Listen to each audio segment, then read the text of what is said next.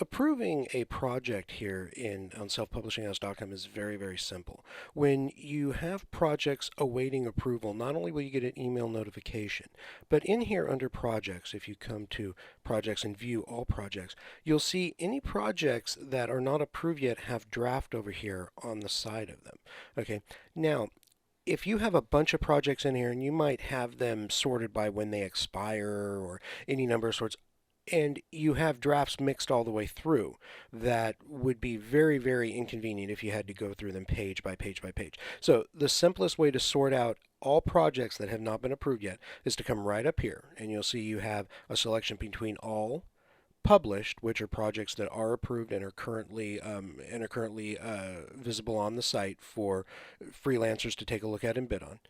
And then you have drafts, which are projects awaiting approval. When you click that, you will get only projects that are drafts. You will no longer get the little draft here next to the projects because you won't need that. It doesn't do that because all of these are projects awaiting approval when you've got them filtered out here. Now, to approve a project, you just go into the project, come down, and hit publish to publish the project, and that approves the project.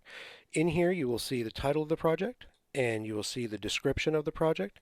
Over here, the price. Since sealed bids and featured products aren't used in this system, you can ignore this. Hide this project and close this project are two different things. Closed project means the project has been bid, it's done, it's closed, it's no longer active. Hide this project allows you to hide the project from freelancers on the site so they can't search for the project, but yet at the same time the author can go ahead and make changes to the project if they want to. So you can publish a project and then still hide the project if you want to, even though it's a published project. So, but to deny a project, you simply save it again as a draft.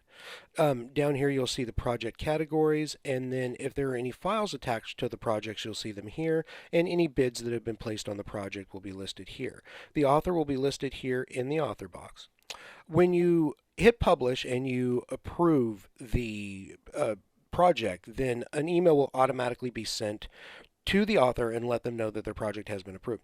If you decline the project, then you'll need to let the freelancer know or the author know exactly why the project was declined. Therefore, an automatic email does not go out because it's redundant and serves no purpose. You've got to send them a personal private message is what you have to do. So you would save this as a draft as opposed to publishing it to approve it as a project. You would continue to save it as a draft, which means that the draft is updated, but it's still a draft is what it is. You see the author is Century 7 MMS, so I'm going to come over here to users, and I can simply filter by, I'm just going to put in Century, and as you can see, I can quickly filter out and get just a Century 7 MMS right there. But I'm actually logged in as Century 7, so what I want to show you, I can't show you on my profile in here, so I'm going to have to go to a different person's profile.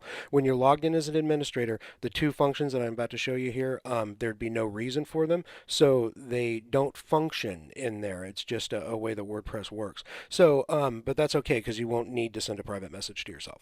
So I'm going to go ahead and go into Richard Perry right here and come down all the way to the end, and you're going to see two things right here. One is view user profile, and if I click on that, it'll take me to the user's profile, so I can view the user's profile and take a look at the information that the user has on the site. And then I have the option to send a private message, and if I click that, a new tab will open up, and it will already have the private message addressed to Richard Perry. I just have to add in my subject, whatever the message is, and I can attach any files, PDF, zip, Office files, which are .doc and .docx, as well as image files here can be attached as well.